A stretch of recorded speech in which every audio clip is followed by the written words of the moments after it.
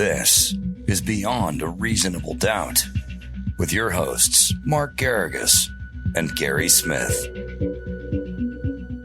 Wow, Gary, welcome.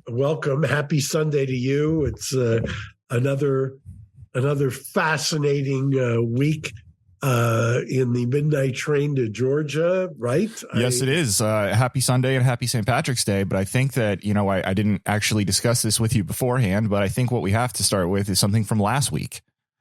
Yes, please. Will you please go there now? Because I think people, but my comment of the week was somebody, and it was because I had to look it up. Somebody said you guys got rickrolled. Whoever said that, I think, is comment of the week.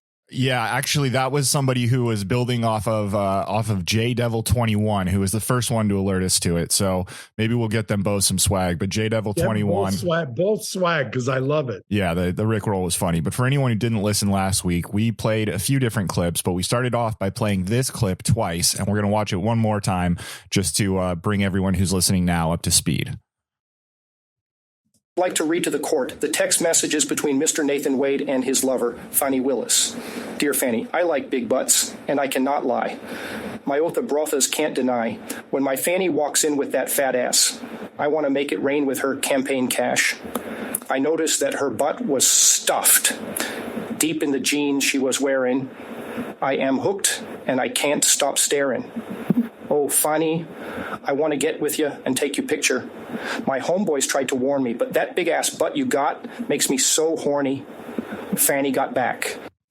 Okay, so a few things here. For all the comments of now, yes, that is an AI generated video that I personally, I'm going to put it on myself, I thought was in fact real to some degree. The changes in the lyrics were enough that I thought it was possible that was a playful text between two people who are in an intimate relationship. As it turns out, that wasn't the case. It was somebody on the internet who's very funny who created a AI based video that purported to show one of the defense lawyers reading text messages to Nathan Wade, who was sitting on the stand. Steve Sato, who was Trump's. Right. Now, for the people who say that there's no excuse for me not to recognize that that's Baby Got Back, I understood that was Baby Got Back. Absolutely. Of course it was. There's no doubt about that whatsoever. And for the people who think that it was funny that you said that we should set it to music, the reason that I kept my mouth shut during that was because of this. I always intended to set this to music because I knew I could. So here is our apology gift to the audience. I like big butts, and I cannot lie. My oath of brothas can't deny. When my Fanny walks in with that fat ass, I want to make it rain with her campaign cash.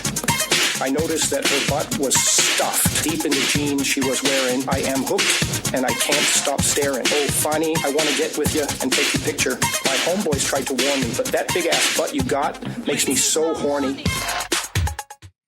Now, okay, now you have to go to, I think everybody who watches this show probably realizes that Nathan Wade, in response to the judge's what has been termed a scathing opinion, he basically said either Fani goes or Nathan goes, which is hard to understand why that solves the problem based on the factual determinations he made.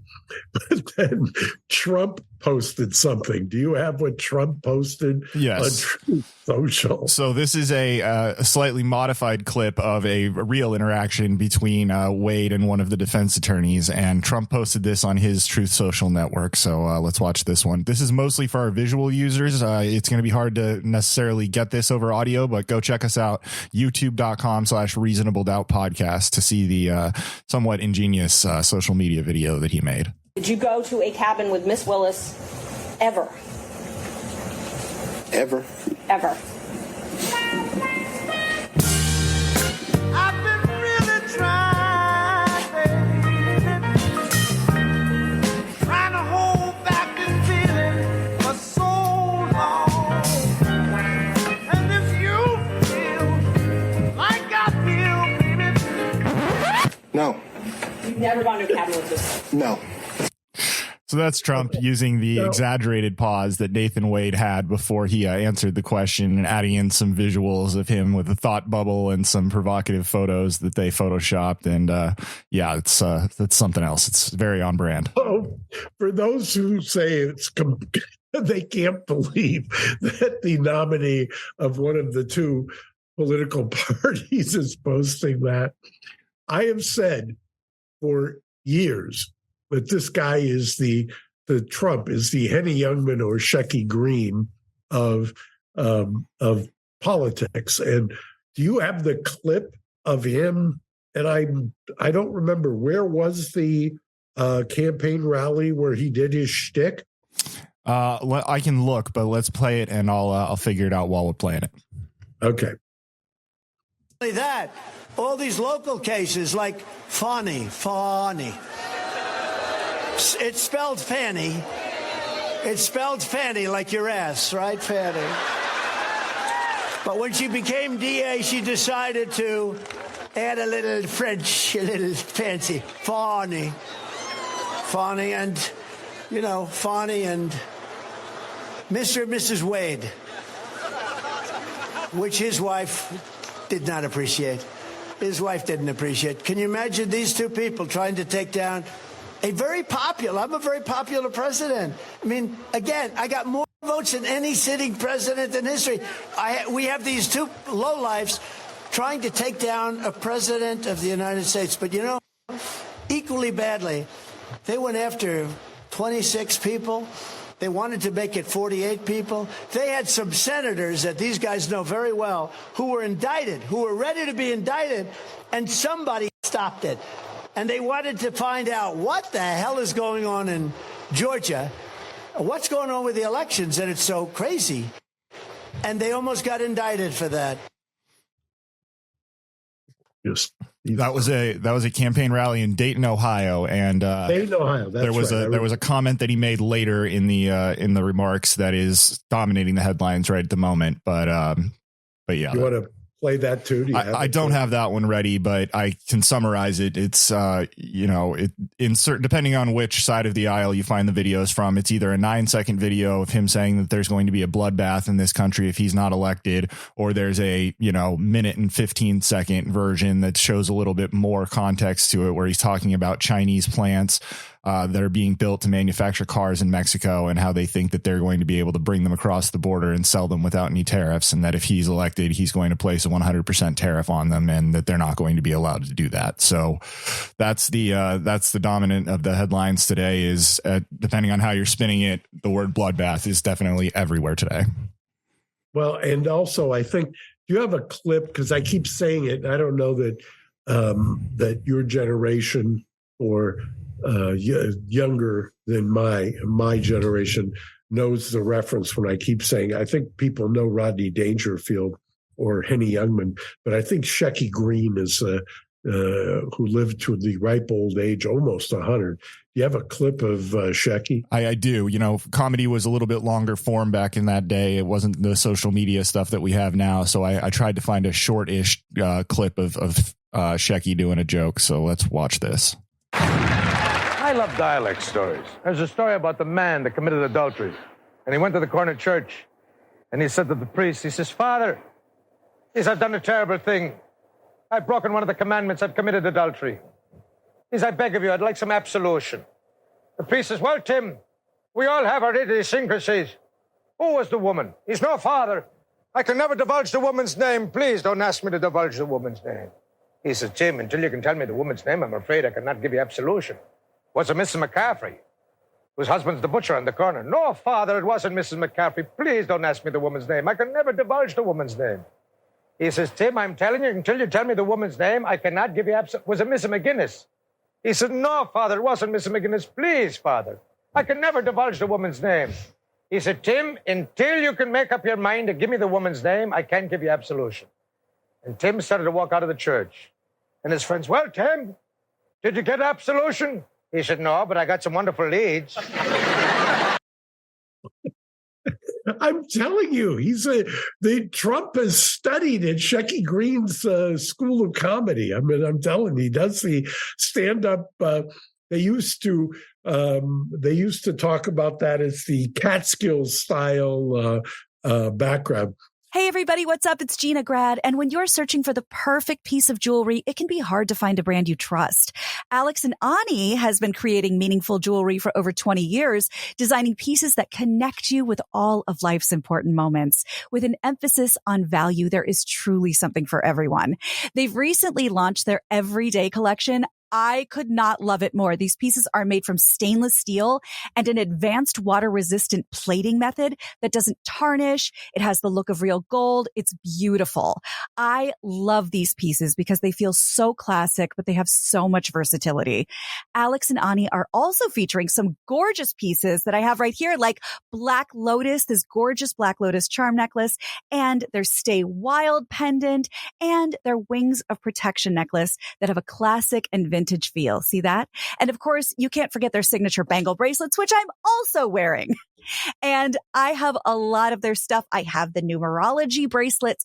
I have the hula dancer to commemorate a meaningful trip I took to Hawaii. From classic to bold statement pieces, Alex and Ani makes it easy to sprinkle your personality into each piece or make a truly meaningful gift for someone you care about. Meanwhile, you can take comfort in knowing that you're shopping with a socially conscious brand, as Alex and Ani has donated over $60 million to nonprofits worldwide, connecting fashion and philanthropy in an easy, fun, affordable way.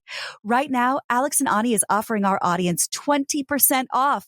So check their gorgeous collection out at alexandani.com and use the promo code MIDAS. That's MEIDAS at alexandani.com. Use that promo code at checkout for 20% off your order. Come and get something beautiful. So turning to the opinion itself that Judge McAfee wrote, which I think, depending on who you are, I'm a little perplexed. I think I had tweeted out when McAfee released the fact that he basically was responding to the request for a bill of particulars. When you get an indictment, one of the things you can request and basically challenge the prosecutor on is you can say there isn't enough particularity to the indictment, and I haven't been given notice of what I'm defending against. And McAfee agreed with that to the extent that he kicked, I believe, 6 counts. Correct. 3 of which I think pertained to or that applied to Trump. That to me telegraphed that he was not going to recuse her because, and he gave a choice basically that she could go or Wade would go, and Wade immediately resigned. I don't think that solves the problem. I think it pumps the problem, because what's going to happen now is you've got a pretty fulsome record of what's happened. He does not for a second. Interestingly, it has not been covered a whole lot, but one of the things that several of the defense lawyers were pressing on was the speech in the church and whether or not that tainted the jury pool, whether that was a violation of legal ethics. You've heard me, Gary, for years talk about that prosecutors are not supposed to be doing stuff like that. And clearly it's a violation of the rules of professional conduct in Georgia. And frankly, a due process, it implicates due process for anybody who's accused of a crime to have those kinds of statements be made by a prosecutor directed to the jury pool pre-trial. So he excoriated, for lack of a better term, I don't even know if you've got some of the language on it handy. One of the quotes that he had on that was that he called it inappropriate and an unorthodox decision, and he said the effect of this speech was to cast racial aspersions at an indicted defendant's decision to file a pretrial this pretrial motion, was the quote. Yeah, and by the way, it goes on. It goes on, but it was still legally improper. Providing this type of public comment creates dangerous waters for the district attorney to wade further into. That time may well have arrived. The time rather may well have arrived for an order preventing the state from mentioning the case in any public forum to prevent prejudicial pretrial publicity. But that is not the motion presently before the court. Yeah, what he's talking about is basically, remember, we've talked, Gary, I can't tell you, countless times. Gag orders originally were supposed to be designed to gag the prosecution. What has happened over the years since Shepard versus Maxwell is that they've been used to gag the defense. This is one of those examples where the prosecution should have been gagged and should have been gagged early on. But did he actually say wade into the waters? He did. Pretty good. Pretty good. Okay. Honestly, I was reading it, so I didn't pick up on that the way you did as a listener, but it does say, quote, creates dangerous waters for the district attorney to wade further into. That's pretty good. Yeah, that's pretty good. I mean, he probably chuckled to himself as he wrote that. Yeah, probably. He also, I would not be surprised. I will prognosticate here. I would not be surprised if Judge McAfee, gets reversed on this decision and remanded for further orders consistent with the factual findings. The factual findings that he made here, I think clearly the standard that was used is arguably the wrong standard. I think that the fact that Wade was the lead prosecutor in this and is now resigned, and it was because of findings that the judge made. I don't think that, for all those who are claiming victory for the prosecution here, I don't know what you're talking about. All this is going to do is generate motions to dismiss, because they're going to say that this prosecution was void ab initio because of what was going on. It doesn't solve the problem. If anything, it puts more fuel in the fire. And whether or not it's Fani staying on here or not is meaningless. He said one or the other has to go. He went. Now the next motion up is going to be a motion to dismiss. Yeah, I completely agree. I think that, there are a lot of people claiming victory when at best it's a short-term stay of execution. A Pyrrhic victory. When he says one or the other has to go, you're inviting the next motion, which is that this was brought by a conflicted prosecutor. It was either her or him that had to go. Guess what? This indictment will have to go at some point. They're not going to, either that order gets reversed and Wade comes back, but now Wade has resigned, or that order gets reversed and remanded and he has to eliminate Fani. But either way, there's going to be a motion to dismiss, an omnibus motion to dismiss. Yeah. Do you want a few of the other poll quotes from his order? Yes, please. Quote, our highest courts consistently remind us that prosecutors are held to a unique and exacting professional standard in light of their public responsibility and their power. Quote, every newly minted prosecutor should be instilled with the notion that she seeks justice over convictions and that she may strike hard blows but never foul ones. He goes on to say, let me find the next one. By the way, that is exactly, and I've described that before, the role of a defense attorney is to zealously defend within ethical bounds. The role of a prosecutor is not to zealously prosecute at all as an advocate, so to speak. The prosecutor is held to a higher standard, and that's the way the system is. You're supposed to, a dismissal or reversing a conviction, or having, if you don't believe you can prove a case beyond a reasonable doubt, not bringing it, that's supposed to be embedded in the DNA of a prosecutor. All right, last one here, because I know we're up against it. While the judge didn't outright call anyone a liar, he did note, quote, reasonable questions, unquote, that Willis and Wade weren't truthful when they testified under penalty of perjury. Quote, however, an odor of mendacity remains. The, quote, the court is not under an obligation to ferret out every instance of potential dishonesty from each witness or defendant ever presented in open court. Such an expectation would mean an end to the efficient disposition of criminal and civil proceedings. Yet reasonable questions about whether the district attorney and her hand-selected lead SADA testified untruthfully about the timing of their relationship further underpins the finding of an appearance of impropriety and the need to make proportional efforts to cure it. You know what that means, don't you?